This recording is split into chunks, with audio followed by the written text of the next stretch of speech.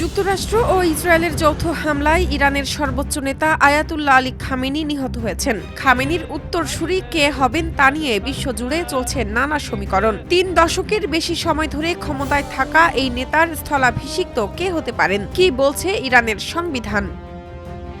ইরানের রাজনৈতিক ও ধর্মীয় কাঠামোর কেন্দ্রে অবস্থান করেন সুপ্রিম লিডার বা সর্বোচ্চ নেতা।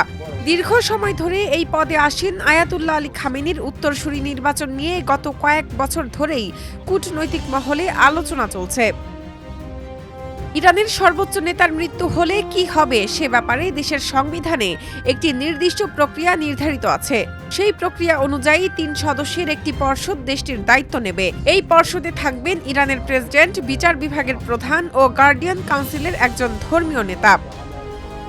প্রায় ৪ দশক ধরে ইরানের শাসন ক্ষমতায় থাকা এই প্রবীণ নেতা আনুষ্ঠানিকভাবে কোনো উত্তরসূরির নাম ঘোষণা করে যাননি। ফলে নতুন সর্বোচ্চ নেতা নির্বাচনের দায়িত্ব পড়বে ৮৮ জন জ্যেষ্ঠ আলেমের সমন্বয়ে গঠিত সংস্থা অ্যাসেম্বলি অব এক্সপার্টসের উপর। ১৯৭৯ সালে ইসলামী প্রজাতন্ত্র প্রতিষ্ঠার পর থেকে এই ধর্মীয় পরিষদ মাত্র একবারই এ দায়িত্ব পালন করেছে। ৩ দশকের বেশি আগে আয়াতুল্লাহ রুহুল্লাহ খোমেনির মৃত্যুর পর তড়িঘড়ি করে আলী খামেনিকে সর্বোচ্চ নেতা হিসেবে নির্বাচিত করা হয়েছিল।